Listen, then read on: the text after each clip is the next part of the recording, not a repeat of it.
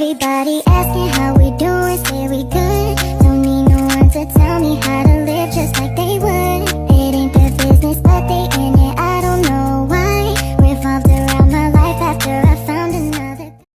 Assalamualaikum warahmatullahi wabarakatuh.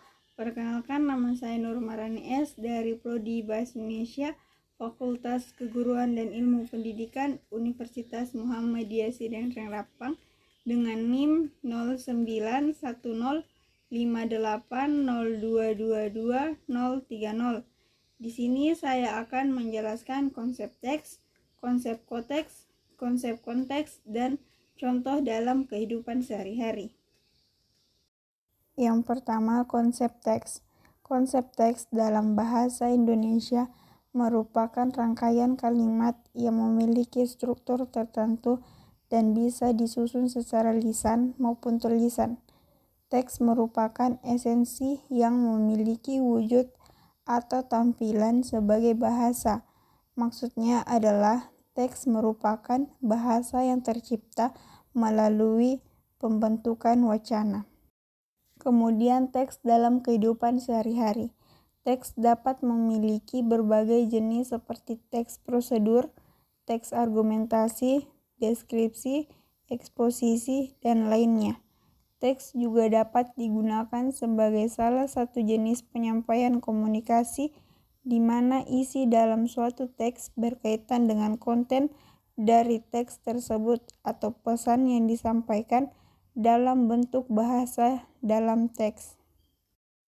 Yang kedua, konsep koteks. Koteks dalam bahasa Indonesia merupakan kalimat yang mendahului dan atau mengikuti sebuah kalimat dalam sebuah wacana. Konteks dapat berisi informasi yang menyusun atau mengatur pembicaraan, sehingga membantu dalam pengertian teks. Konteks dapat berisi informasi yang mengarah pembicaraan ke arah tertentu, sehingga memudahkan dalam pengertian teks. Konteks dalam kehidupan sehari-hari. Konteks dapat digunakan sebagai alat untuk memperjelas arti teks yang dapat membantu dalam pengertian wacana. Konteks dapat berupa kalimat yang mendahului atau mengikuti sebuah kalimat dalam wacana yang dapat membantu dalam pengertian teks. Konteks dapat berisi informasi yang mengarah pembicaraan ke arah tertentu sehingga memudahkan dalam pengertian teks.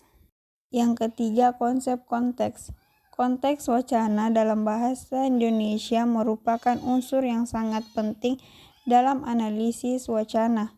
Konteks merupakan segala sesuatu yang menyertai dan membersamai teks, yang dapat ditentukan bahwa teks tersebut bermakna. Konteks memiliki topik yang saling bersangkutan dengan teks, yang dapat mengatur pembicaraan dan membantu penafsiran teks.